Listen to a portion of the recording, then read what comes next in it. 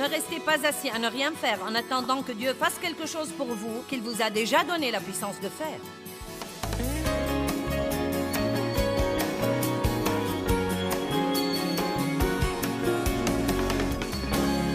Je vais aujourd'hui vous parler de la puissance et de l'autorité, car vous avez les deux. Vous savez, le diable a la puissance, le saviez-vous? Mais il n'a aucune autorité. La seule autorité qu'il possède, c'est celle que nous lui donnons, par notre manque de connaissances ou par notre passivité et notre paresse en n'étant pas prêts à faire ce que nous devrions faire. Ne savoir que faire est une chose. Savoir que faire et être trop passif ou paresseux pour le faire en est une autre. Une personne passive veut que quelque chose de bon lui arrive et elle ne fait rien et attend pour voir si ça arrivera. Nous devons être activement engagés. Nous avons parlé hier d'être un soldat dans l'armée de Dieu, comme quoi un soldat, en s'engageant dans l'armée, ne s'embarrasse pas des affaires de la vie civile, et comme quoi un soldat est toujours sur ses gardes, surtout en temps de guerre. Il ne va jamais au front de bataille avec une attitude désinvolte, passive, somnolente. Il est sur ses gardes, il observe, il est alerte, il est prompt à remarquer ce qui se passe. Et nous devons être comme ça. Nous devons faire attention quand il y a quelque chose de bizarre qui se passe dans notre esprit, quand nous avons des pensées bizarres qui ne sont pas pieuses, quand nous avons des émotions qui ne sont pas pieuses, et nous devons venir contre elles. Au lieu de dire « Eh bien mince alors, je me demande ce que c'est », nous devons venir contre elles. Nous allons continuer à parler de la façon dont Dieu nous a équipés comme soldats et nous a donné ce dont nous avons besoin. Hier, nous avons parlé des armes offensives de la parole, du nom et du sang. Aujourd'hui, nous allons parler de la puissance et de l'autorité et nous allons parler des armes défensives que Dieu nous a données. Je vous encourage à ne manquer aucune de ces sessions. Dans Genèse 1, 26 à 28, Dieu dit « Faisons le Père, le Fils et le Saint-Esprit l'homme à notre image, selon notre ressemblance, et qu'il ait l'autorité complète. » Que tout le monde dise « autorité ». Sur les poissons de la mer, sur les oiseaux du ciel, sur le bétail, sur toute la terre et sur tous les reptiles qui rampent sur la terre. Eh bien, j'aime dire que le diable est le rusé numéro 1 et que nous avons l'autorité sur tout. N'est-ce pas étonnant que Dieu ait créé non seulement Adam, mais encore vous? Vous, chacun de ceux qui nous regardent à la télé, Dieu vous a créé exprès de sa main dans les entrailles de vos mères, de façon très complexe et avec soin. Vous n'êtes pas une erreur. Dieu a un but et un plan pour vous. Et il vous a créé à son image. Vous ne devez pas essayer d'être comme quelqu'un d'autre. Essayez d'être semblable à Christ. Et il vous a donné l'autorité. L'autorité. Eh bien, nous ne devrions jamais mener des vies molles, pitoyables, pathétiques. Pauvre de moi, je gaspille ma journée à m'apitoyer sur moi-même. Nous devons savoir qui nous sommes en Christ et nous redresser et lever nos têtes et agir en conséquence. Vous ne devez pas vous sentir confiant pour être confiant. Vous ne devez pas vous sentir quelque chose pour être quelque chose. Nous devons apprendre à vivre selon qui nous sommes et non selon ce que nous ressentons. Si nous vivons selon qui nous sommes, nos sentiments nous rattraperont. Amen. Continuons à lire ceci. Donc Dieu créa l'homme à son image, il créa l'homme à l'image de Dieu selon sa ressemblance, il créa l'homme et la femme. Et Dieu dit, Dieu les bénit. Dites, je suis béni. Et il leur a dit, soyez féconds, multipliez, remplissez la terre et dominez-la. Utilisez votre autorité en utilisant toutes ces ressources énormes au service de Dieu et de l'homme. Et c'est là que nous nous attirons des ennuis, car nous voulons prendre ces ressources et les utiliser pour nous-mêmes. Et dès le début, Dieu a dit à Adam, « Écoute, je vais te bénir. Tous tes besoins seront satisfaits, mais je vais te bénir d'une telle façon que je veux que tu prennes ce que tu as et que tu l'utilises pour me servir et pour aider les autres. » Et là encore, dominer, c'est-à-dire ayez l'autorité sur les poissons, les oiseaux, etc. Mais nous savons en lisant la parole de Dieu qu'Adam et Ève ont désobéi à Dieu. Ils n'ont pas protégé l'autorité que Dieu leur avait donnée. Ils n'ont pas vécu sur leur garde. Ils avaient une attitude désinvolte. Ce qui est arrivé dans le jardin n'était pas que la faute d'Ève. Ne l'accusez pas de tout ça. Adam était l'homme, il était responsable. Il n'aurait pas dû manger le fruit qu'elle lui avait offert. Il aurait dû dire, « Femme, quel est ton problème? »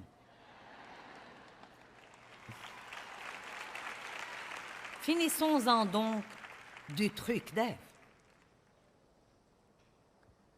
Adam et Ève ont pris l'autorité que Dieu leur avait donnée et ils l'ont donnée au diable. Mais heureusement, Jésus est venu la reprendre et il nous la rend à nous.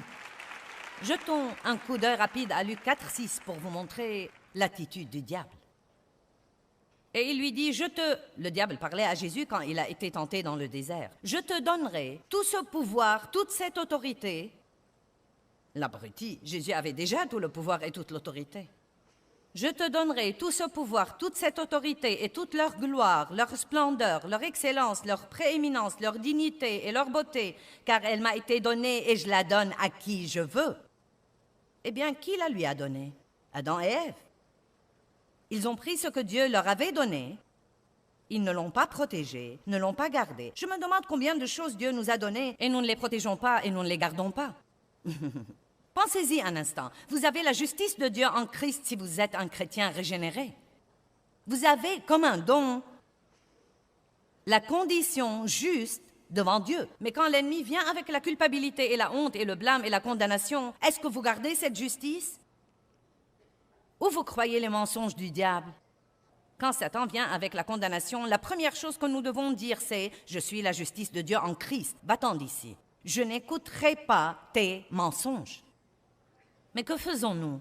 Très souvent, nous vivons selon nos sentiments.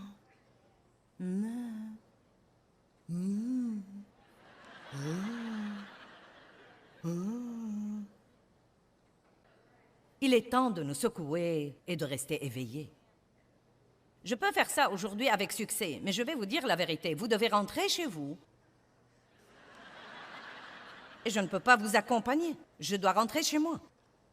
Je vous verrai à la télé lundi matin. J'espère que cela vous donnera un peu de vitamines pour tenir le coup, mais tôt ou tard, vous devez apprendre à faire ce truc vous-même. Tôt ou tard, vous devez apprendre que faire et être prêt à le faire en temps d'épreuve. Jésus a su quoi faire en temps d'épreuve. Jésus nous a rachetés. Il nous a rachetés de l'ennemi. Nous avons été adoptés comme enfants de Dieu. Il nous a donné son nom. Notre fils aîné, notre aîné à Dave et à moi est d'un mariage que j'ai fait quand j'avais 18 ans. C'était un cauchemar, mais j'ai eu un enfant vers la fin de ce mariage et l'ai nommé David. Et c'est très intéressant. J'ai rencontré Dave quand il avait 10 mois et nous nous sommes mariés après le premier anniversaire de David. Et devinez quoi? Dave l'a adopté et lui a donné son nom. Et je me souviens quand nous sommes allés consulter l'avocat pour l'adoption, que l'avocat a regardé Dave et lui a dit « Tu te rends compte en adoptant cet enfant qu'il aura les mêmes droits que tous tes propres enfants si jamais tu en auras? Légalement, il est ton enfant, tout comme tous tes autres enfants. Donc, Dieu nous a adoptés dans sa famille et Dieu nous voit comme il voit son propre fils Jésus. » Amen. Le même héritage. C'est une chose que l'avocat a mentionnée. Il aura le même héritage. Eh bien, nous n'avons jamais eu un problème là-dessus. Il n'est jamais question de demi-frère ou de beau-fils. Il est le fils de Dave. Point final. Et nous l'aimons et il fait un travail phénoménal. Il est responsable de nos missions mondiales. Et ce qui est très intéressant, c'est que tout le monde lui dit tout le temps « Tu ressembles à ton père ». Et bien sûr, je crois que c'est possible dans l'économie du royaume. Mais ce que je veux dire, c'est que vous êtes vraiment un fils ou une fille de Dieu. Ce n'est pas une petite chose chouette que nous vous disons. Vous êtes un enfant de Dieu et vous avez reçu le nom de Jésus-Christ. Et ce nom a l'autorité. Afin qu'au nom de Jésus, tout genou fléchisse dans les cieux, sur la terre et sous la terre. Vous savez quoi? Mon nom est loin d'être aussi puissant que ce nom, mais j'ai quelques personnes dans ma vie qui aiment lancer mon nom au hasard. Et je dis à certains parfois, s'ils ont du mal à obtenir quelque chose, dites-leur que Joyce a dit de vous le donner. Donc, quand vous avez l'autorité et que vous décidez de partager cette autorité avec quelqu'un d'autre, ça marche pour lui comme ça marche pour vous. Donc, Jésus a payé pour que nous ayons cette autorité. Et c'est dommage que la moitié du temps, nous ne prenions même pas la peine de l'utiliser. Ne restez pas assis à ne rien faire en attendant que Dieu fasse quelque chose qu'il vous a déjà donné l'autorité de faire dans votre vie. Je crois que je ferais mieux de dire ça encore une fois. Ne restez pas assis à ne rien faire en attendant que Dieu fasse quelque chose pour vous qu'il vous a déjà donné la puissance de faire. Eh bien, Dieu, j'ai besoin de toi pour me débarrasser du diable. Non, débarrassez-vous du diable vous-même, réprimandez-le, résistez-lui, remettez-le à sa place.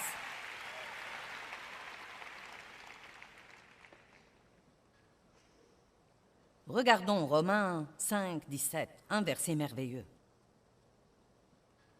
Car si, par la faute, défaillance et offense, d'un seul, la mort a régné par lui seul, il parle d'Adam. À plus forte raison, ceux qui reçoivent l'abondance de la grâce imméritée de Dieu et du don de la justice, qui les met dans une condition juste, devant lui, régneront-ils comme des rois dans la vie par un seul Jésus-Christ, le Messie. Il dit donc, si nous avons tous reçu la condamnation par un seul homme, et que nous avons tous l'occasion de recevoir la justice par un seul homme, Jésus-Christ, si nous savons qui nous sommes en lui et que nous connaissons cette justice, nous pouvons régner, gouverner comme des rois dans la vie.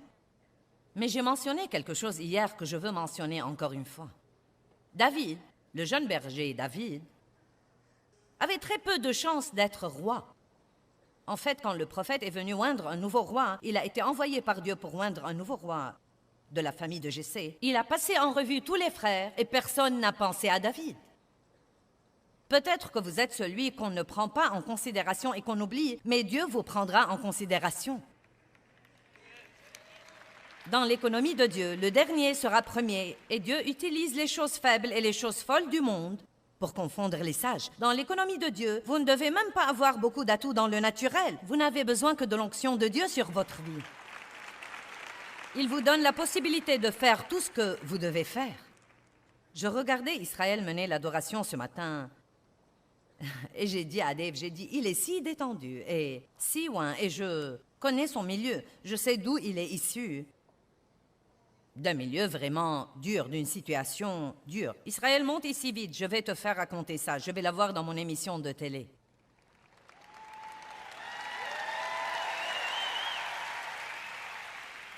Israël n'a pas eu un merveilleux commencement, moi non plus, mais nous avons une bonne fin. Raconte-leur sur ton milieu. Eh bien, tout d'abord, tu as l'air très bien. Merci beaucoup. Puisqu'on parle de bonne fin. Je suis issu d'un milieu interculturel. Et c'est une bonne façon de dire que je suis à moitié noir et à moitié blanc. Je me sens donc bien chez moi ici à Detroit. Ma mère était blanche. En fait, elle est toujours blanche. Mon père était noir. Ma mère est tombée enceinte à l'âge de 17 ans. Elle était toujours au lycée, elle était boursière, elle avait un avenir énorme devant elle. Et donc, on a fait beaucoup de pression sur elle pour se faire avorter et continuer sa vie. Et je veux m'arrêter ici et dire que je suis si content qu'elle ait choisi de ne pas faire ça. Oui. Amen.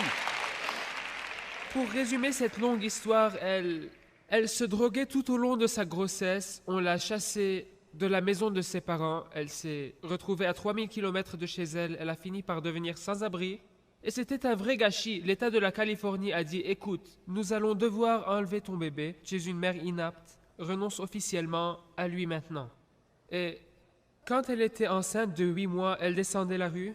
Et une dame de l'autre côté de la rue l'a vue, s'est approchée d'elle et lui a dit « Je ne te connais pas, mais j'ai senti que je devais venir et te dire que Jésus t'aime. Tu n'es pas oublié, tu n'es pas abandonné, tu n'es pas seul. » Et littéralement, là dans la rue, juste là dans la rue, elles ne pouvaient pas s'agenouiller, mais elles se sont assises sur le bord du trottoir et elle a donné sa vie au Seigneur. Et je veux vous raconter le miracle qui est arrivé. À partir de ce moment, elle n'a jamais plus touché à la drogue à partir de ce moment-là.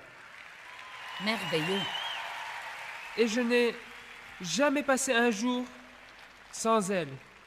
Dieu a fait un miracle et je ne lui ai pas été enlevé. Et maintenant, 41 ans plus tard, elle et mon père servent Dieu au Nouveau-Mexique. Ils servent Dieu là depuis 30 ans et elle a tous les jours l'occasion de revivre ce qui lui est arrivé. Et je crois quelque chose que Chris Kane dit toujours, les meilleurs sauveteurs sont ceux qui ont été sauvés. Oui, amen. Merci Israël, que Dieu te bénisse. Et bien sûr, vous savez que mon père a abusé de moi sexuellement pour des tas et des tas d'années. Si cette histoire vous intéresse, prenez mon témoignage. Il est intitulé « Une vie ». Il vous raconte un peu plus les détails horribles et vous commencerez à vous demander comment quelqu'un peut s'en remettre. Eh bien, parce que Jésus nous a rachetés. Il nous a rachetés par son sang et il nous a donné son autorité, sa puissance, son nom. Et il est temps que nous nous levions et agissions selon qui nous sommes. La tête et non la queue en haut et jamais en bas. Et arrêtez de nous traîner et d'agir comme la queue de tout. Il est temps que nous régnions comme des rois. David avait le moins de chance. Le jeune berger était celui qui avait le moins de chance, celui que personne ne prenait en considération, mais il était celui que Dieu a oint. Mais voilà une chose intéressante. Il n'est devenu roi que 20 ans plus tard. Une des choses qu'il a dû faire pendant ce temps était d'affronter Goliath, de l'affronter face à face.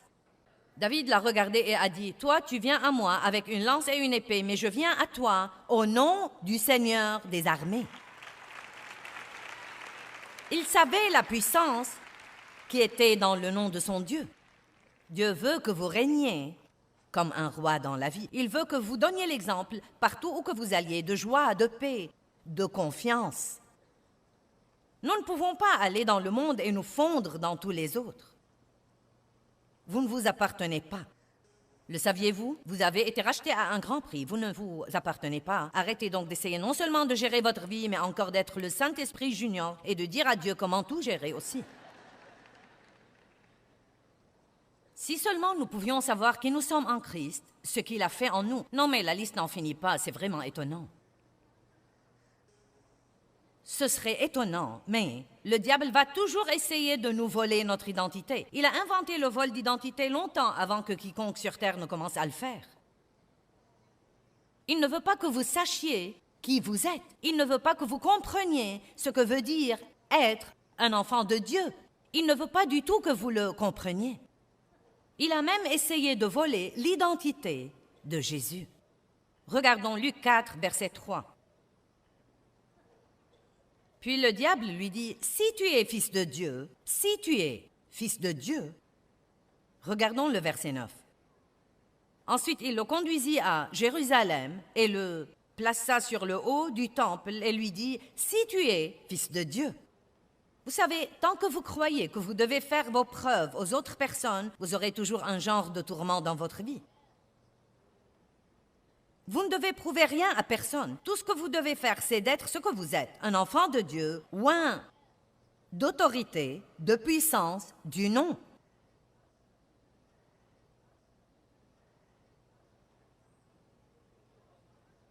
Ne vivez pas en essayant d'impressionner les autres. Vivez vos vies libres. Vous avez la puissance et l'autorité. Dites, j'ai la puissance et l'autorité. En fait, je vais vous apprendre aujourd'hui que vous êtes un super-héros. Mince alors, vous ne devez pas vous tourner vers Batman et Superman et Power Rangers et toutes ces choses. Vous savez quelque chose, ça m'étonne ce que les gens affluent aux films des super-héros. Ce sont parmi les films les plus courus. Pourquoi? Parce que le monde veut des héros et Dieu s'attend à ce que vous soyez le héros. Le saviez-vous? Dieu s'attend à ce que vous soyez le héros de vos enfants. Il s'attend à ce que vous soyez le héros dans votre voisinage. Il s'attend à ce que vous soyez le héros dans votre lieu de travail. Dieu s'attend à ce que vous soyez un super-héros. Je vais vous lire quelque chose qui est parvenu à notre bureau il y a plusieurs années. Une mère nous a écrit et a dit ceci. Je n'invente pas ceci, le voici. Ma sœur gardait mon fils âgé de 4 ans. Pendant que lui, Noé, jouait avec son fils et sa fille, ils ont décidé de jouer au super-héros. Ma nièce a crié « Je suis Superwoman ». Mon neveu a crié « Je suis Superman ». Mais mon fils, Noé, a pris une position, a brandi son épée imaginaire et a crié « Je suis Joyce Meyer ».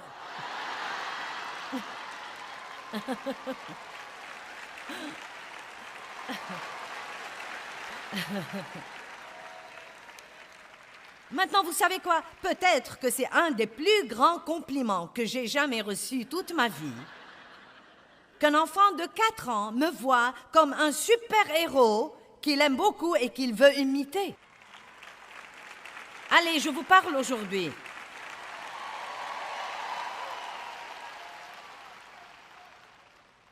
Et c'est exactement comme ça que Dieu veut que vous soyez. Dans Éphésiens 1, 17, nous voyons l'apôtre Paul prier pour l'Église dans les versets 17, 18 et 19. Et tout d'abord, il dit dans le verset 17, « Je prie que vous connaissiez Dieu ». Nous devons connaître Dieu, non pas savoir sur Dieu.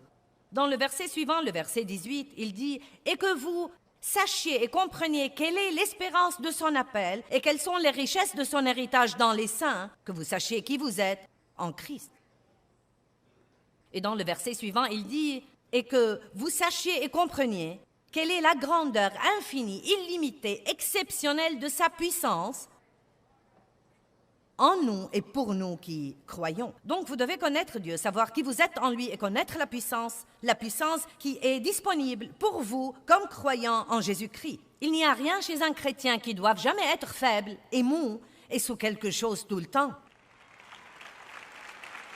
Tant de gens, vous leur demandez comment ils vont. « Oh mince, alors je suis attaqué. » « Oh, je suis attaqué. » Une fois, j'ai dit ça à quelqu'un et le Saint-Esprit a chuchoté dans mon cœur. « Eh bien, si tu étais à l'attaque, tu ne serais pas attaqué. »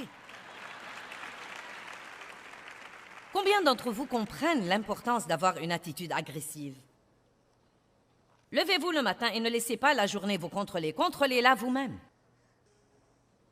Levez-vous et ne laissez pas vos circonstances vous contrôler. Vivez toujours de l'autre côté de ces circonstances. Au beau milieu de vos circonstances, dites toujours « Je suis plus que vainqueur ». Au beau milieu de ça, dites « Je suis plus que vainqueur ». Et même en ce moment aujourd'hui, bien que je ne vois pas ça, Dieu travaille en ma faveur et la victoire est en chemin.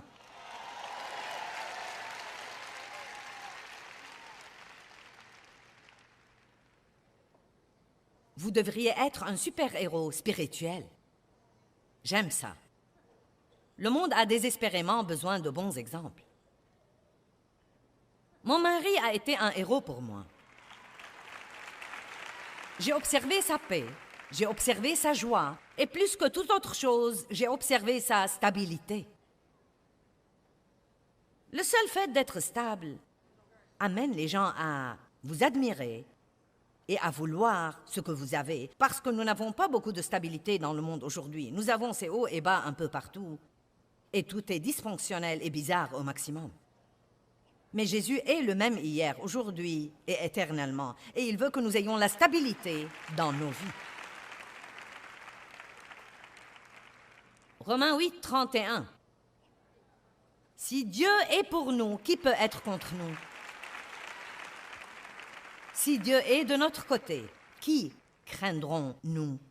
Qui peut être notre adversaire si Dieu est de notre côté? Qui croit que Dieu est avec lui et qu'il est de son côté? Bon, à ce moment-là, vous savez quoi? Quoi qu'il arrive dans votre vie, vous pouvez lever vos têtes et dire « Je ne sais pas ce que fait Dieu, mais je sais vraiment que Dieu s'occupera de moi. » Et vous devez verbaliser votre foi en Dieu. « Dieu, je te fais confiance, je te crois. » Ne parlez pas de vos soucis et à quel point tout est terrible. Parlez de ce que fait Dieu. Parlons de ce que fait Dieu beaucoup plus que nous ne parlons de ce que fait le diable. Pouvons-nous faire ça? Eh bien, comme croyants en Jésus-Christ, nous avons l'autorité du nom de Jésus, la parole de Dieu et le sang de Jésus-Christ. Ce sont des armes que nous pouvons utiliser dans notre guerre spirituelle. Nous avons la grâce, nous sommes cohéritiers avec Christ, nous sommes pardonnés, nous sommes rachetés, nous sommes justifiés, sanctifiés, oints, et nous devons apprendre à vivre comme des super-héros et marcher dans la vérité de la parole de Dieu dans nos vies de tous les jours et ne pas laisser l'ennemi remporter la victoire.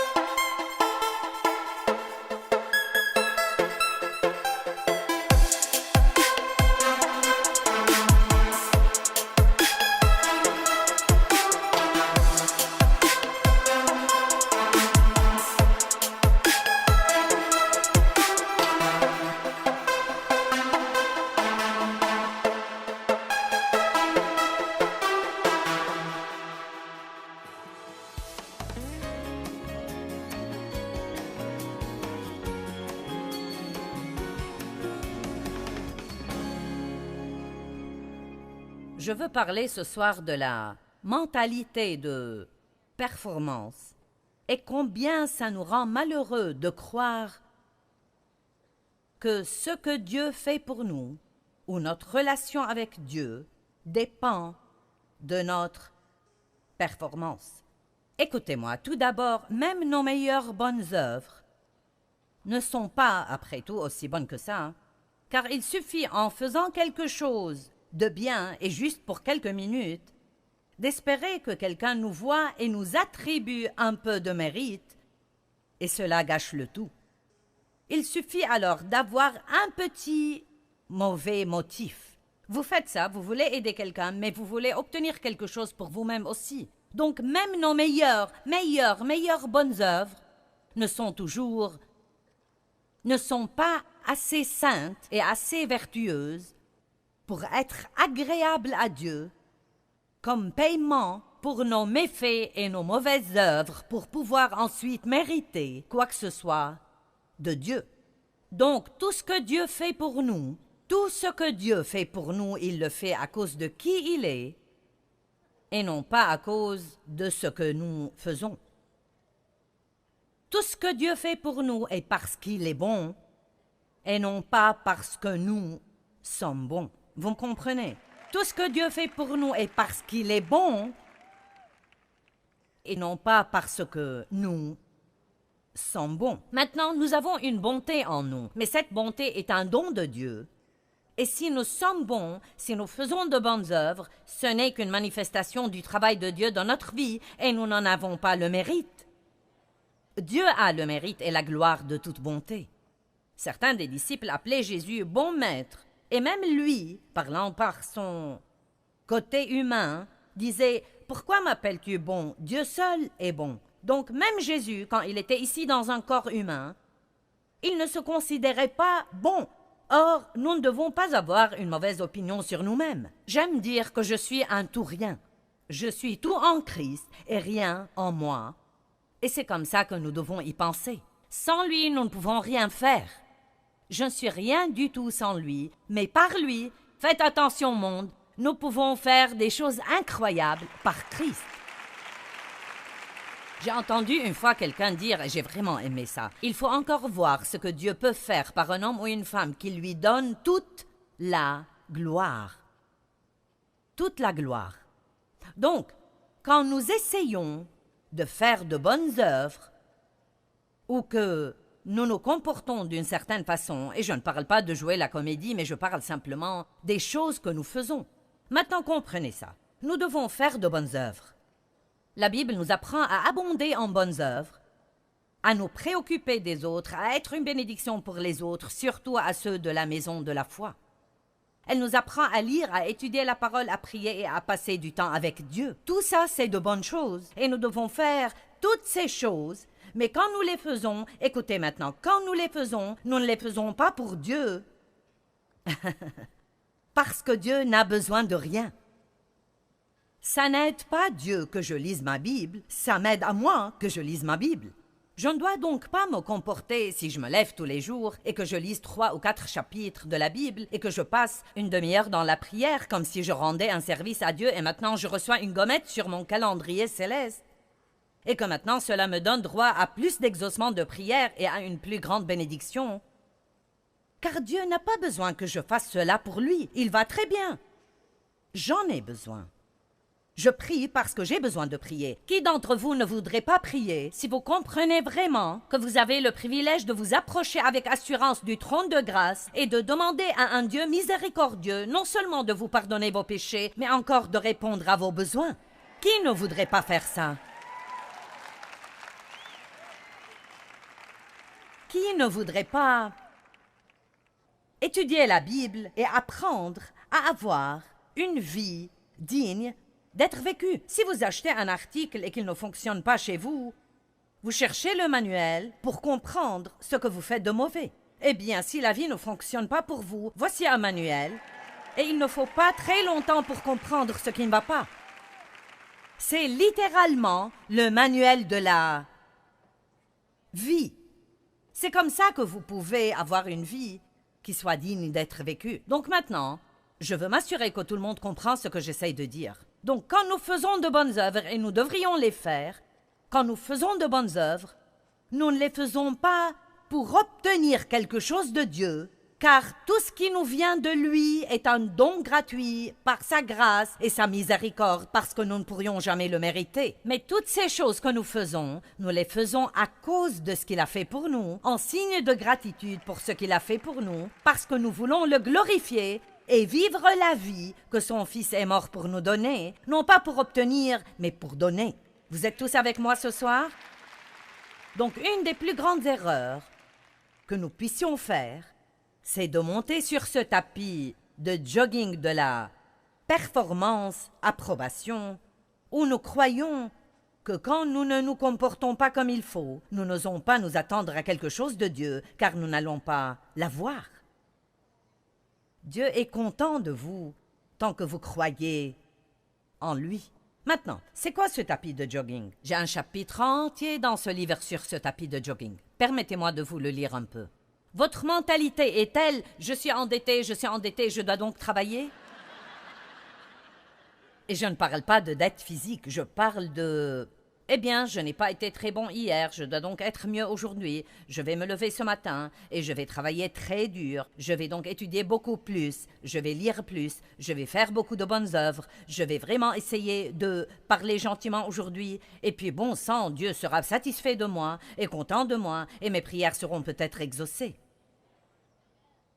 C'est un tas d'absurdités. Et quand vous êtes béni, si vous croyez que vous êtes béni parce que vous le méritez, il y a quelque chose qui ne va pas. Tous les jours, quand je me réveillais, je sentais que je devais payer tous mes péchés et mes erreurs de la veille. J'ai donc élaboré un plan sur combien je serais bonne, dans l'espoir de récupérer l'approbation et la grâce de Dieu. Pendant ce temps, je fréquentais une église qui enseignait le salut par la grâce et non par les œuvres. Je disais que je croyais ça, mais je ne l'ai pas appliqué. Bien que j'eusse fait quelques bonnes choses, j'ai aussi fait beaucoup de mauvaises choses qui ont éclipsé le peu de bien que j'ai fait. Je n'ai donc jamais réussi. Le lendemain, j'étais toujours endettée de la veille et je devais remonter sur le tapis de jogging. À la fin de chaque journée, j'étais spirituellement, mentalement, physiquement et émotionnellement complètement épuisée d'essayer de plaire à Dieu et cela me rendait grognonne et difficile à vivre et pas très agréable à côtoyer. Est-ce que quelqu'un peut dire « Je comprends ça, sœur Joyce » ? Bon, maintenant. Matthieu chapitre 11, versets 28 jusqu'à 30, de superbes versets. Venez à moi, l'invitation la plus belle dans la parole de Dieu. Venez à moi, vous tous qui êtes fatigués et qui êtes chargés et accablés, et moi je vous donnerai du repos. Je soulagerai et détendrai et rafraîchirez vos âmes. Prenez mon joug sur vous et apprenez de moi, car je suis bienveillant et humble de cœur, et vous trouverez le repos, soulagement et détente et récréation et calme béni pour vos âmes. Car mon joug est aisé, utile, bon, et non pas sévère ou dur ou oppressant, mais il est miséricordieux, confortable, agréable, et mon fardeau est léger et facile à porter. Dieu est en fait vraiment très facile à vivre avec en y regardant de plus près. Non mais sincèrement, Dieu n'est vraiment pas difficile à vivre avec. Il est en fait très facile à vivre avec, car tous les jours il a un lot tout nouveau de miséricorde, juste au cas où nous avons utilisé celui d'hier. Ses compassions sont nouvelles tous les jours. Il est bienveillant et miséricordieux et bon et gentil et aimant et patient. Pourquoi alors laisser le diable nous coincer dans cette peur? Cette peur va comme quoi, chaque fois que nous faisons une erreur, Dieu sera vraiment fâché. J'y repense maintenant et je pense, comment ai-je pu perdre tant d'années de ma vie à être si malheureuse en croyant ça? Et je prie de tout mon cœur que Dieu utilise ce livre et ses messages pour libérer d'innombrables centaines de milliers de personnes de ce tapis de jogging, de performance et d'échec et de culpabilité et de condamnation, et d'en descendre en rampant et d'y remonter et de faire ça encore et encore et encore une fois. Je veux que vous soyez à l'aise avec Dieu. Je veux que vous arrêtiez de compter ce que vous faites de mauvais et de compter ce que vous faites de bien et que vous veniez simplement à lui. Amen. Maintenant, Monsieur Ironside, un écrivain dont j'ai lu beaucoup de livres dernièrement, il était un professeur merveilleux de la Bible et il dit de Matthieu 11, 28 jusqu'à 30 que dans ces versets nous trouvons deux types de repos, un double repos. Nous trouvons tout d'abord le repos de la conscience, où nous pouvons avoir la paix, même quand nous péchons, car nous pouvons aller à Dieu, nous repentir et savoir que nous sommes pardonnés. Ce repos de la conscience est merveilleux, n'est-ce pas? Croyez-moi, il n'est pire oreiller sur lequel poser la tête que l'oreiller de la culpabilité, de se coucher en sachant que vous avez fait un gâchis des choses et ne pas savoir comment recevoir la bonté et la grâce et le pardon de Dieu. C'est un oreiller dur pour dormir toute la nuit. Je suis donc reconnaissante de la miséricorde de Dieu, de sa grâce et son pardon, et je suis non seulement reconnaissante de pouvoir être pardonnée, mais aussi d'apprendre que selon la parole, je suis morte au péché et que je peux en fait le surmonter. Cela ne signifie pas que je peux être sans péché et ne jamais rien faire de mauvais, mais que je peux m'améliorer et vous aussi. Il y a des choses dans nos vies que nous pouvons surmonter. Nous ne devons pas rester les mêmes et continuer à lutter avec les mêmes trucs idiots encore et encore et encore. Qui a un problème dans sa vie en ce moment et aimerait vraiment en finir? Mauvaise humeur, impatience, une sorte de dépendance. Bon, voyons. Vous savez quoi? Vous pouvez aller au-delà de ça. Vous ne devez pas y rester coincé. Ne chantez pas simplement des cantiques sur la manière dont vous avez vaincu, parce que nous sommes tous en fait plus que vainqueurs par Christ. Ne restez jamais coincé dans la pensée. Je suis coincé dans ceci et je ne peux jamais en sortir. Ça ne va jamais changer. C'est un mensonge de l'enfer. La seule chose qui ne change jamais, c'est Dieu. Mais nous pouvons changer. Les gens dans notre vie peuvent changer. Nos circonstances peuvent changer. Nos habitudes peuvent changer. Le péché n'est pas mort. Il est bien vivant sur la planète Terre, mais nous sommes morts au péché. Il y a une partie de nous, la partie régénérée de nous, qui ne veut pas pécher. Et plus vous croyez ça, plus vous confessez et vous dites « je suis mort au péché », plus vous vous considérez comme mort au péché. Je me souviens que je me réveillais le matin et que je redoutais presque de me lever, car je savais déjà que j'avais tous ces domaines incontrôlables dans ma vie et je ne savais pas combien de temps je serais éveillée avant que quelqu'un ne m'exaspère, que quelqu'un ne me blesse, que quelqu'un ne dise quelque chose et que je n'ai un accès de colère. Quelqu'un sait de quoi je parle?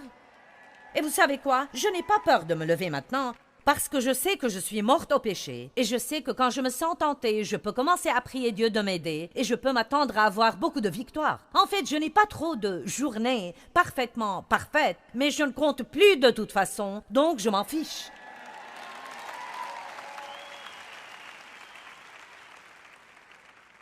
Ensuite, il y a un deuxième type de repos qui nous est offert dans Matthieu chapitre 11. Et c'est le repos que nous pouvons trouver, la paix qui surpasse toute intelligence, quand nous avons des circonstances puantes et moches qui devraient nous inquiéter et devraient nous embêter et devraient nous préoccuper et devraient nous effrayer. Et pourtant, nous n'avons rien de tout ça, parce que nous savons que, tout d'abord, pour être franche avec vous, les problèmes font partie de la vie.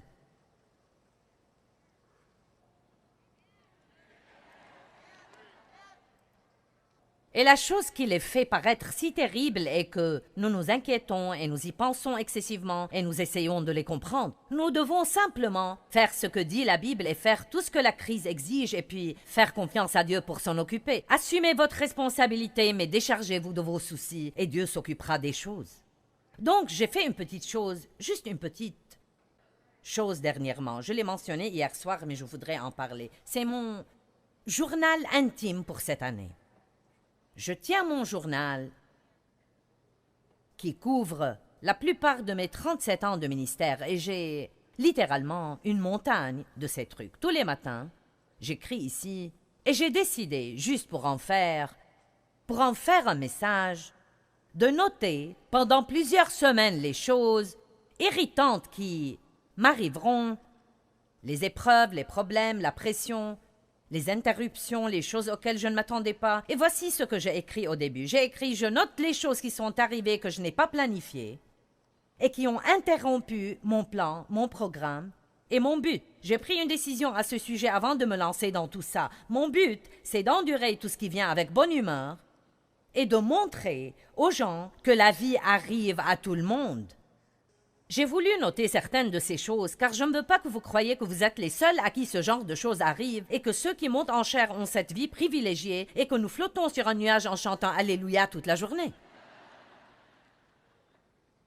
La vie arrive à chacun de nous, et la raison pour laquelle elle semble si mauvaise est à cause de notre attitude envers elle. Mais dans Matthieu 11, Dieu nous offre une paix qui surpasse toute intelligence. Il dit « Venez à moi et vous trouverez le repos pour vos âmes. » Vous devez donner des vacances à votre âme. Vous pouvez partir en vacances et vous allonger sur la plage, mais ne jamais donner des vacances à votre âme, car vous vous absentez du travail pour vous allonger quelque part et vous inquiéter pour vos problèmes. Je vais prendre un jour de congé aujourd'hui pour comprendre cette chose. Eh bien oui, c'est vraiment un congé. Vous reviendrez au travail plus fatigué que vous ne l'étiez si vous n'aviez pas pris ce congé. Amen? Nous devons donc donner des vacances à notre âme. Et vous savez quoi? Je dirige maintenant, avec beaucoup d'aide. J'étais autrefois capable de dire que je le dirigeais, mais je ne fais plus vraiment ça. Mais j'ai évidemment beaucoup de responsabilités pour un ministère mondial et je le fais en vacances. Certains de vous me regardent comme... Je ne parle pas d'aller s'allonger sur la plage quelque part. Ce n'est pas le genre de vacances dont je parle. Je parle en fait de « mon âme est en vacances ». Je peux vous dire que je suis ici ce soir et que je suis aussi libre que je puisse l'être. Non, mais je n'ai pas une seule pensée d'inquiétude au sujet de ce que vous pensez de moi.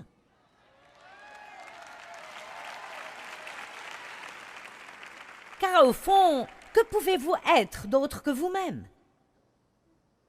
Et quand nous nous inquiétons pour ce que tous les autres pensent et ce qu'ils vont faire et ne vont pas faire, à ce moment-là, nous perdons notre paix. Mais si nous sommes enracinés dans qui nous sommes en Christ et que nous savons qu'il nous aime vraiment et qu'il nous a acceptés, nous ne devons pas être excessivement préoccupés de la façon dont les autres nous voient et de ce qu'ils pensent de nous.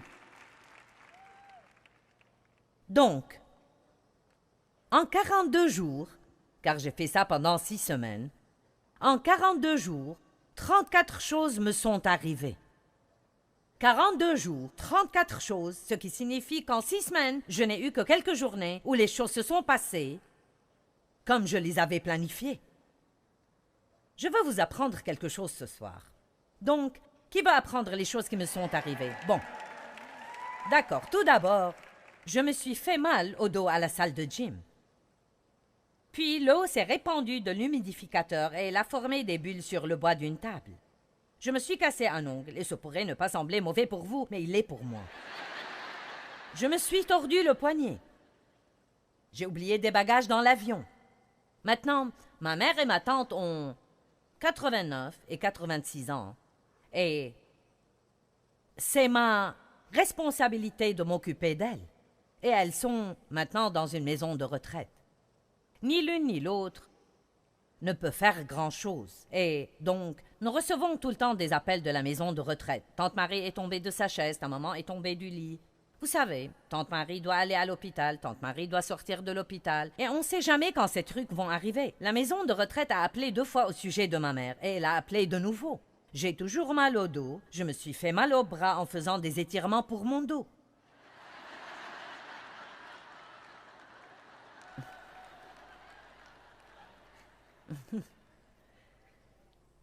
J'ai renversé une boisson vitaminée rouge sur un canapé blanc. Dave a percé la fenêtre d'une femme par une balle de golf.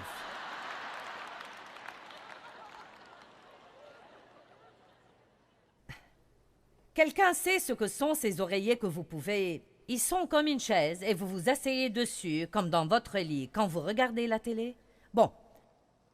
J'essayais d'utiliser l'un d'eux et je ne l'ai pas aimé tant que ça et Dave l'a aimé et il l'a mis de son côté du lit. Une fois, je me suis réveillée la nuit et cet oreiller était couché sur le côté et donc il ressemblait dans l'ombre. Il était penché comme ça. J'avais l'impression que Dave était couché sur le côté avec son bras comme ça. J'ai donc commencé à lui parler. Dave, qu'est-ce qui ne va pas avec ton bras? Dave, réveille-toi!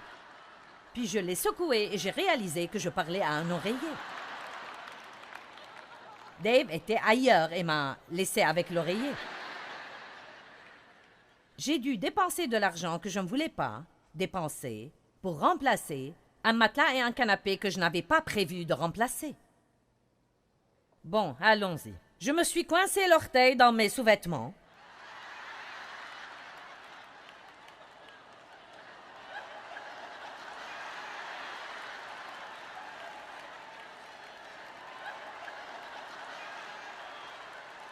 Et je me suis froissé le tendon dans ma petite... Je me le suis coincé entre mon petit orteil et celui d'à côté et je sautillais avec ça.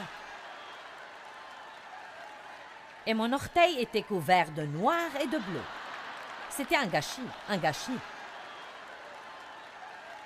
Bon, ça chauffe avec ma tante Marie. J'ai dû lui dire qu'elle ne pouvait plus conduire. C'est un grand coup pour elle. J'ai dû remplacer la télé de ma mère.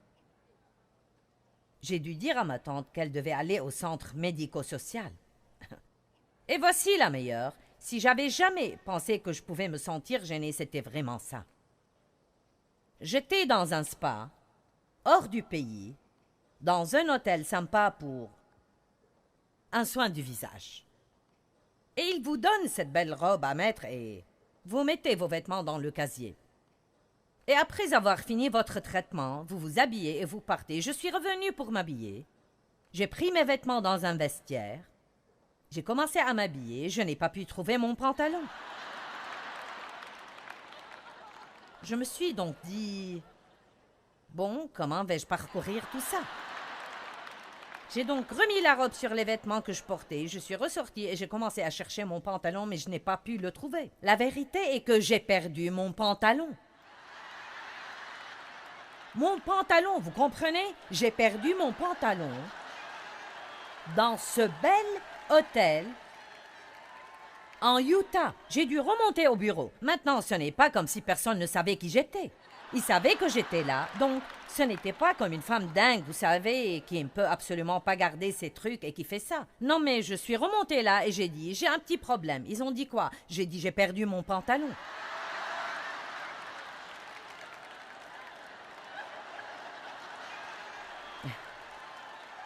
Bref, ils m'ont dit de passer au magasin de cadeaux et ils m'ont donné un nouveau pantalon.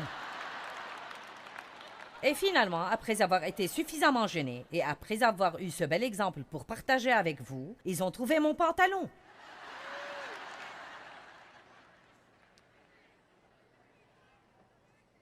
Il était en fait bien plié sur le bureau, sous le cahier de rendez-vous tout ce temps. Je ne sais pas pourquoi je ne l'ai pas mis dans mon casier et quelqu'un l'a ramassé et l'a pris à la réception. Ma mère a perdu les lunettes que nous avions achetées à 400 $. Elle les a accidentellement jetées à la poubelle. Notre eau a été coupée 24 heures. Ma tante a eu un zona autour des yeux et elle est allée chez un spécialiste. Une situation à laquelle je n'attendais pas est arrivée au travail et ce n'est pas toujours bon. Dave a dû se faire opérer au dos. Ma tante a dû se faire hospitaliser d'une pneumonie. Je suis allée en Indonésie qui est en fait très loin et beaucoup d'heures de vol. Quelque chose comme... Combien c'était? 42 heures et 7 jours de vol. Je suis arrivée et pour la première fois en 10 ans, la ville a été inondée. Et nous étions là pour des conférences. Je suis rentrée. Après 3 heures à la maison, j'ai reçu un appel pour prendre tante Marie de l'hôpital. J'ai eu avec un employé un problème. Le site web a été en panne pour 2 jours. Le téléphone a été arrêté. J'ai heurté l'orteil contre le pied du canapé, mais ce n'était pas celui que je me suis coincé dans mes sous-vêtements. Donc, de toute façon, vous comprenez, je ne vais même pas finir ça, j'ai eu un virus à l'estomac et autre chose. Maintenant, voici la chose qui est si belle dans Matthieu 11. À dire vrai, si je n'avais pas noté ça dans mon journal exprès, je ne me serais rappelé rien de tout ça. Ça n'aurait même pas été un souvenir pour moi. Je n'aurais même pas pu revenir en arrière et le retirer de mon bloc mémoire. Vous savez pourquoi? Parce que chaque chose qui arrivait, je faisais confiance à Dieu et il me donnait la force et la grâce de m'en occuper. Vous avez toujours la grâce pour faire tout ce que vous devez faire le jour où vous devez le faire. L'amour de Dieu pour vous ne dépend pas de votre performance. Et c'est une excellente nouvelle. Donc, quelle que soit votre opinion sur vous-même, ou combien vous êtes déçu, ou combien vous êtes fâché contre vous-même, n'oubliez pas, Dieu n'est pas fâché contre vous.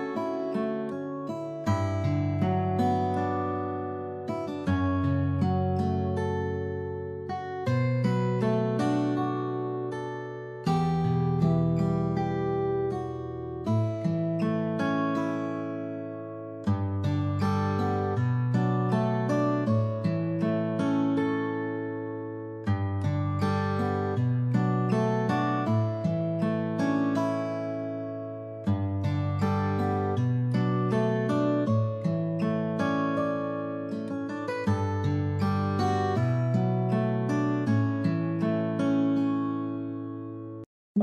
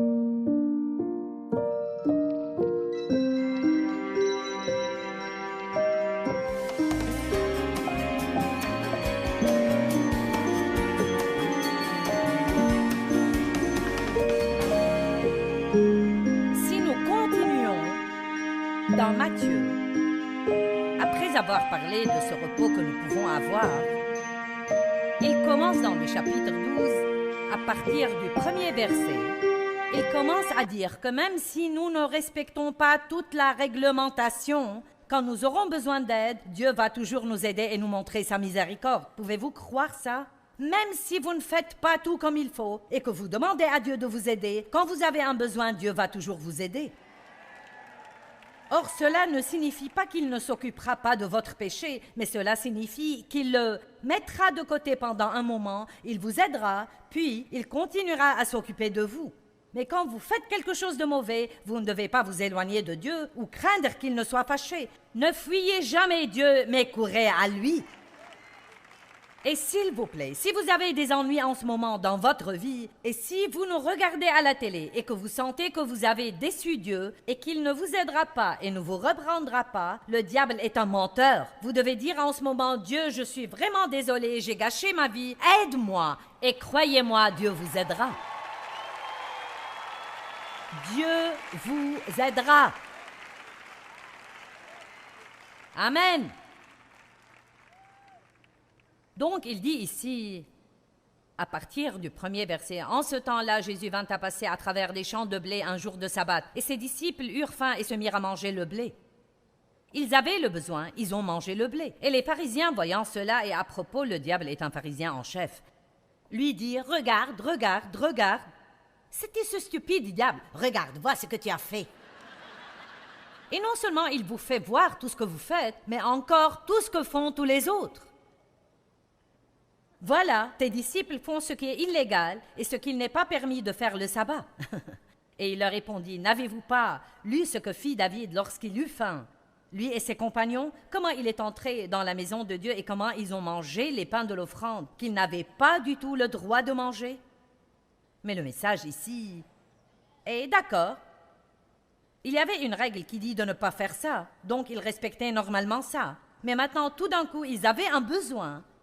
Et Dieu a dit, oubliez la loi, vous avez un besoin et je vais vous aider. Pourquoi? Parce que la miséricorde est plus importante que toute autre chose. Dieu est miséricordieux et il veut que nous soyons miséricordieux.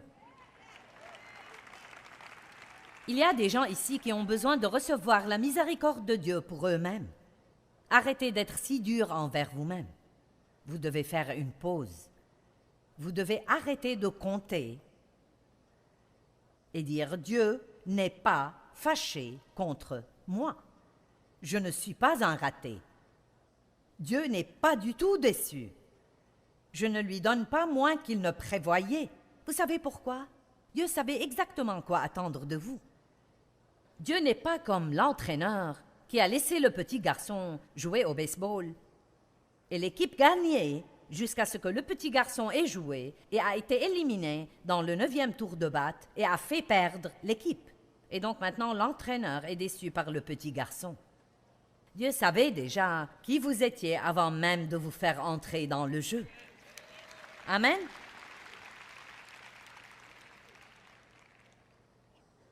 Quelqu'un a l'impression de relâcher un petit peu? Dites-moi, combien de choses ne vont pas chez vous?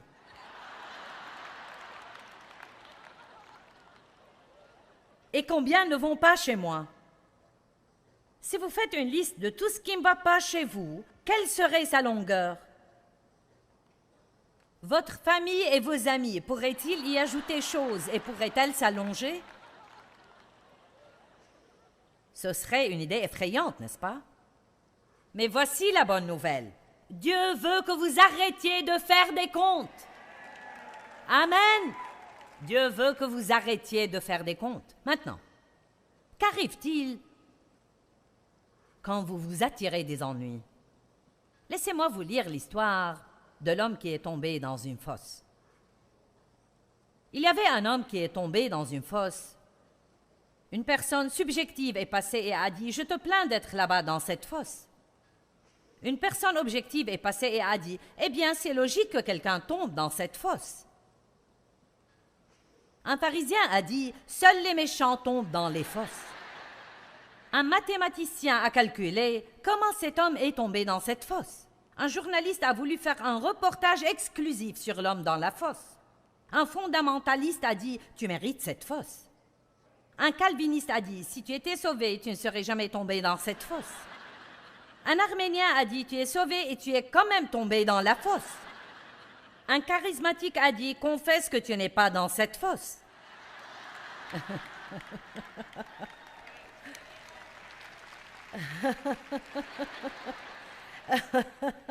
Un réaliste est passé et il a dit « Maintenant, frère, c'est une fosse ». Un géologue a insinué qu'il appréciait vraiment les strates rocheuses de la fosse. Un employé du fisc a voulu savoir s'il avait payé des taxes sur sa fosse. L'inspecteur du comté a demandé s'il avait un permis pour y être. Quelqu'un qui s'apitoie sur son sort a dit « Tu n'as rien vu avant de voir ma fosse ». L'optimiste a dit « Ça aurait pu être pire ». Le pessimiste a dit « Ça va empirer ». Toutefois, Jésus-Christ, voyant l'homme, a tout simplement baissé le bras dans la fosse et l'en a fait sortir.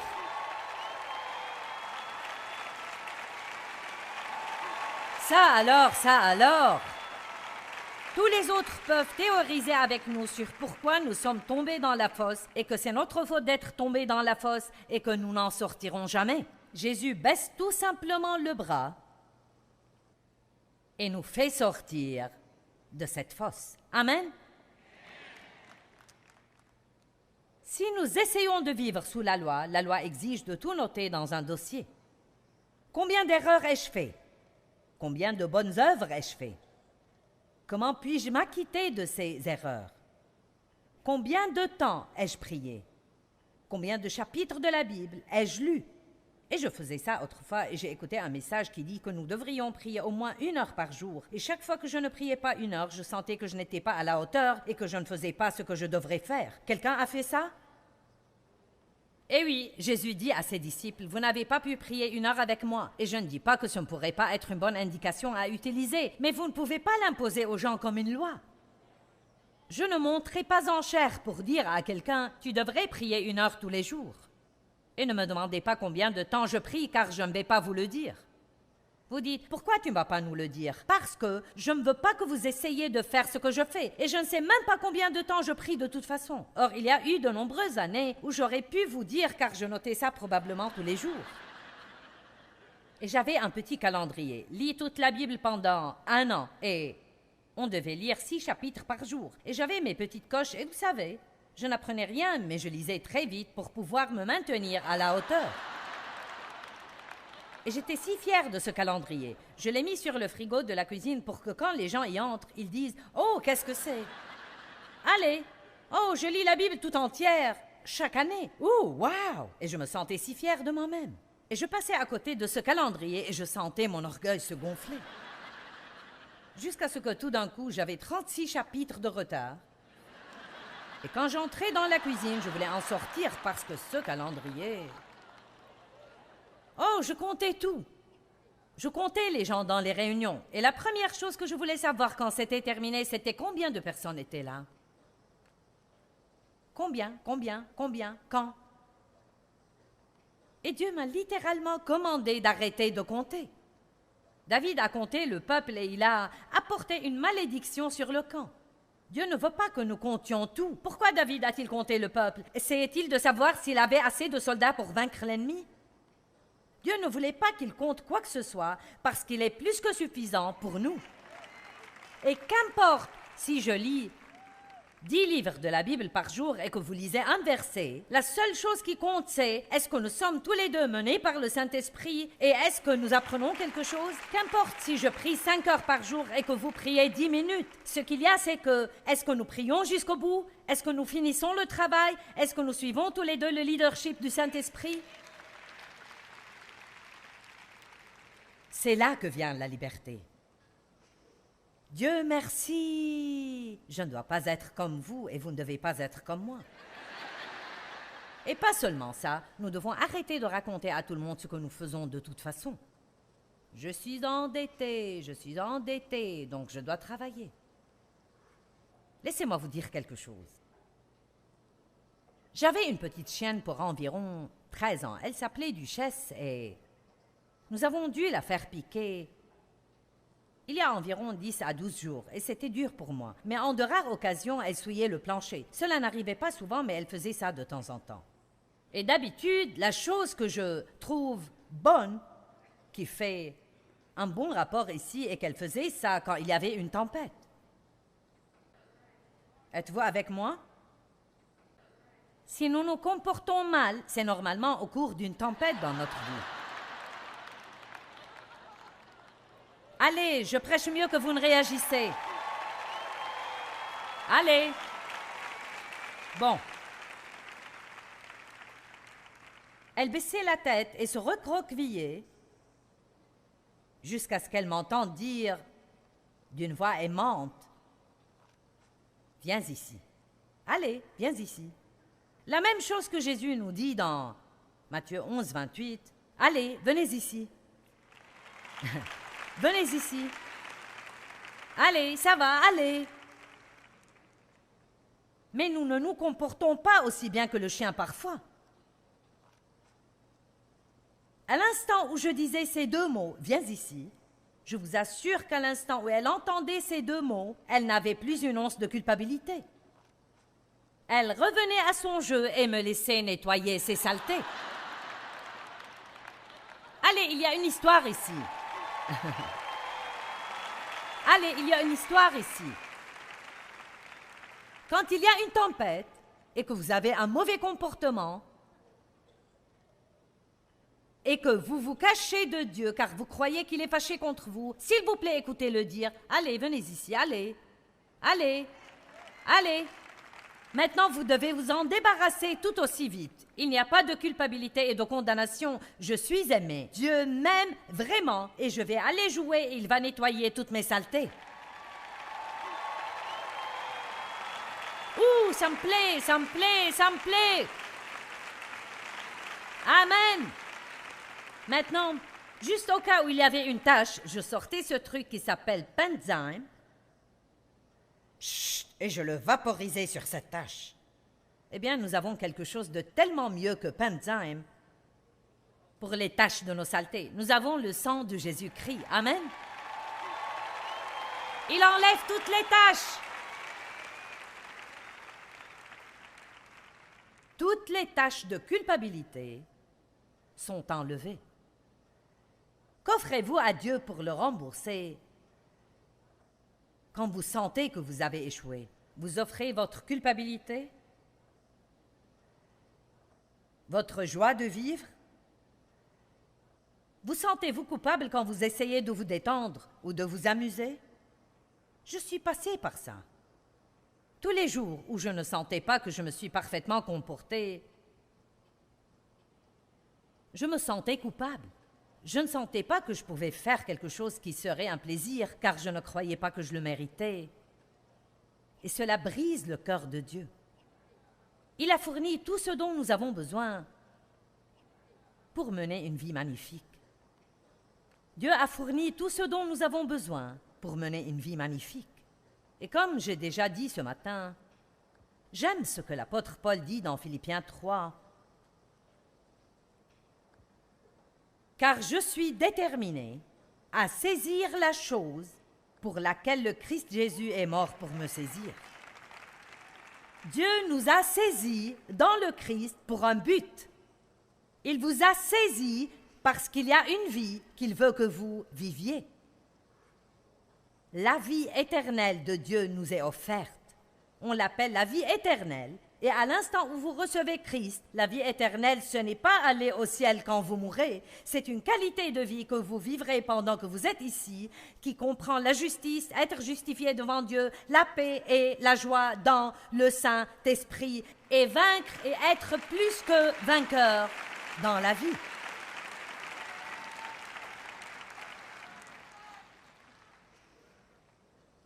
Maintenant, il y a un merveilleux exemple. Eh bien, il y a beaucoup de merveilleux exemples dans la parole de Dieu, mais je veux en partager un avec vous ce soir pour clôturer. Jacob est un exemple magnifique, étonnant de la miséricorde de Dieu. Mais c'est également un exemple excellent de la manière dont vous devez tenir ferme et refuser de vivre sans cette miséricorde. Vous devez surmonter tous les mensonges de Satan. Vous devez surmonter la culpabilité et la condamnation. Et vous devez dire, si quelqu'un peut être béni, je peux être béni, car tout le monde est un aussi grand gâchis que moi. Vous dites, oh non, tu ne comprends pas, j'ai fait des choses pires que tous les autres. Vous savez, si vous coupez l'alimentation qui vient dans votre maison 5 fois, ou même 1000 fois, vous n'aurez pas de courant. Si vous la coupez une fois, vous n'aurez pas de courant. Donc, si nous péchons une fois ou 1000 fois, nous coupons la ligne d'alimentation entre Dieu et nous aurons besoin que Jésus-Christ vienne dans notre vie pour la rétablir et la reconnecter. C'est pourquoi nous ne devons pas compter. Tous ont péché et n'atteignent pas la gloire de Dieu. Tous. Pas un qui fasse le bien, pas même un seul. Mais tous sont justifiés devant Dieu par le sang de Jésus-Christ.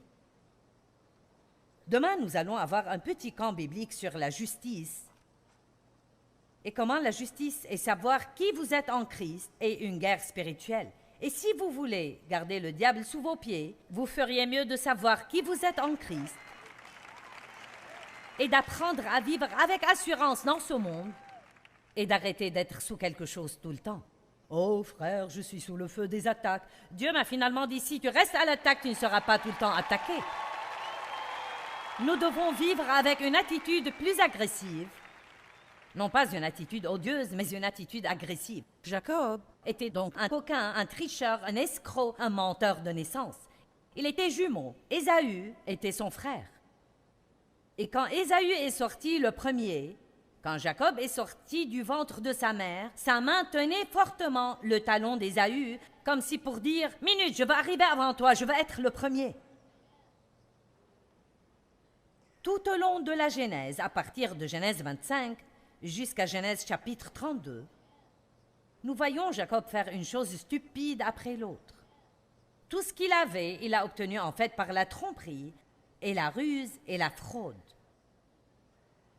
Il a attrapé son frère un jour quand Ésaü revint des champs et avait très faim et Jacob faisait cuire un potage. Et son frère voulait manger et il a dit « Je ne vais te le donner que si tu me vends ton droit d'aînesse. » Ésaü n'aurait pas dû faire ça. Il n'a pas respecté son droit d'aînesse par ce qu'il a fait. Et c'est peut-être pourquoi Dieu a favorisé Jacob. Mais néanmoins, Jacob n'aurait pas dû profiter de la faiblesse de son frère. Dans le chapitre 27, il a volé la bénédiction du premier-né quand Isaac était sur son lit de mort. Et il a demandé de lui amener Ésaü pour qu'il prie la bénédiction sur lui. Et c'était une chose importante pour eux. Peut-être elle ne l'est pas pour nous, mais c'était la chose la plus convoitée qu'un enfant puisse obtenir. Car quand le père priait cette bénédiction sur lui, elle ne pouvait jamais être retirée. Il l'a béni et il a été béni aux yeux de Dieu. Eh bien, Jacob et sa mère ont dupé le père dont la vue était mauvaise. Jacob a fait semblant d'être Ésaü, et Isaac a prié la prière de bénédiction sur Jacob. Donc, sa bénédiction ne pouvait pas être retirée, mais il l'a obtenue par le mensonge et la tromperie et la ruse.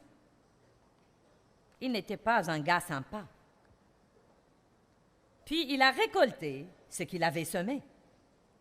Il est allé travailler chez son oncle Laban, et il a admiré une de ses filles, Rachel, Et il a voulu l'épouser. Et Laban a dit, « Je te la donnerai comme épouse si tu travailles chez moi pendant 7 ans. » Il a donc travaillé chez lui pendant 7 ans, et en sa nuit de noces, ils l'ont fait boire, et quand il s'est réveillé, il n'était pas avec Rachel, il était avec Léa, qui était la sœur moins préférée.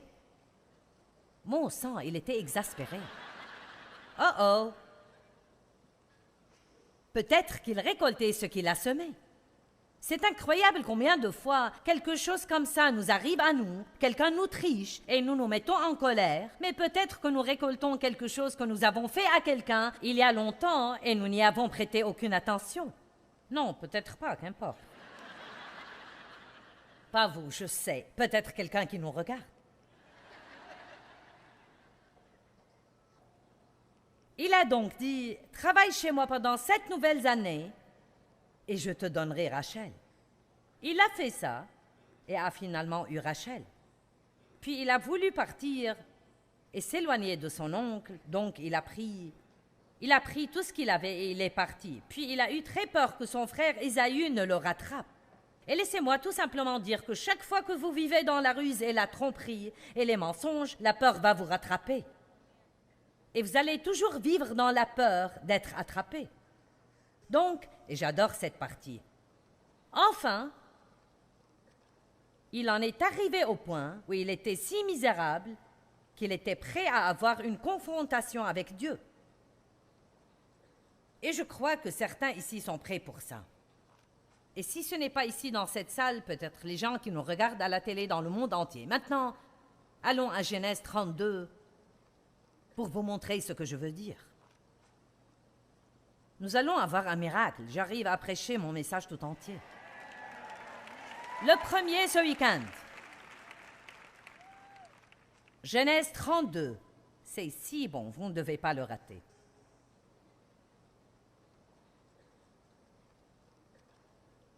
Verset 22. N'oubliez pas que Jacob avait peur et qu'Ésaü allait le trouver apeuré. Et donc, il a rassemblé tous ses cadeaux et les a présentés à Ésaü. Et à ce moment-là, il a découvert qu'Ésaü n'était pas fâché contre lui. Mais il en est arrivé au point où il en avait assez de vivre comme il a vécu. Y a-t-il quelqu'un dans la salle ce soir qui serait peut-être prêt à dire « J'en ai assez de vivre comme j'ai vécu. Je suis prêt pour un face-à-face avec Dieu. »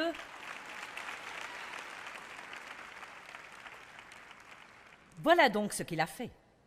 Il se leva la nuit, verset 22, prit ses 2 femmes, ses 2 servantes et ses 11 enfants et passa le gué de Jabbok. Il les prit, leur fit passer le torrent et le fit passer à tout ce qui lui appartenait. Jacob demeura seul.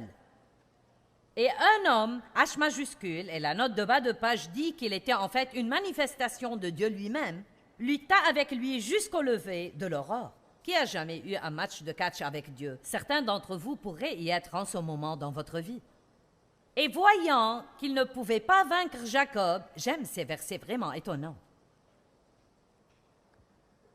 Cet homme le frappa à l'emboîture de la hanche, et l'emboîture de la hanche de Jacob se démit pendant qu'il luttait avec lui. Et puis, l'homme, H majuscule, a dit « Laisse-moi aller car l'aurore se lève. » Et Jacob répondit, « Je ne te laisserai point aller, à moins que tu ne me bénisses. » Maintenant, je vous demande combien c'est audacieux.